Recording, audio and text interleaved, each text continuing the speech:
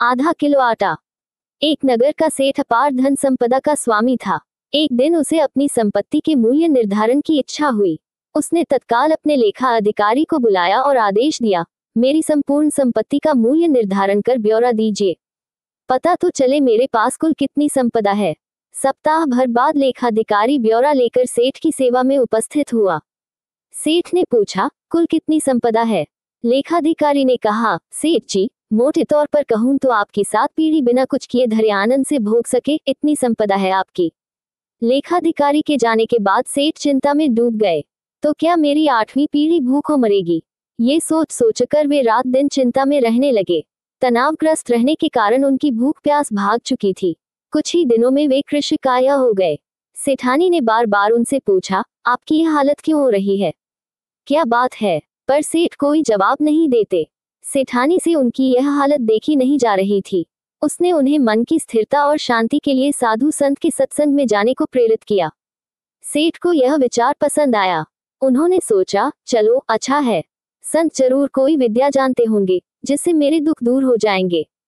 सेठ सीधे संत समागम में पहुंचे और एकांत में संत से मिलकर अपनी समस्या का निदान जानना चाहा। उन्होंने कहा, महाराज, मेरे दुख का तो पार ही नहीं है।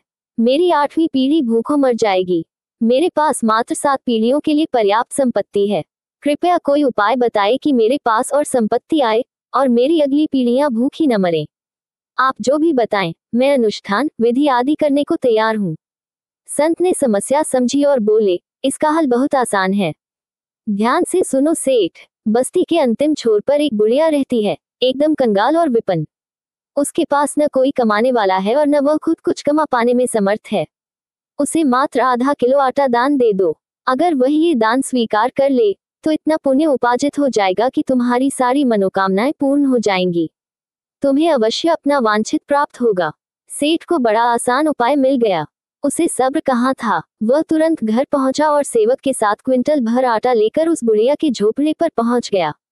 सेठ ने कहा, माता जी, मैं आपके लिए आटा लाया हूँ, इसे स्वीकार कीजिए। बूढ़ी माँ ने कहा, बेटा, आटा तो मेरे पास है, मुझे नहीं चाहिए। सेठ ने कहा, फिर भी रख लीजिए। बूढ़ी माँ ने कहा, क्या करूंगी रख के, मुझे आवश्यकता नहीं है। सेठ ने कहा, अच्छा कोई बात नहीं, क्विंटल नहीं तो यह आधा किलो तो रख लीजिए।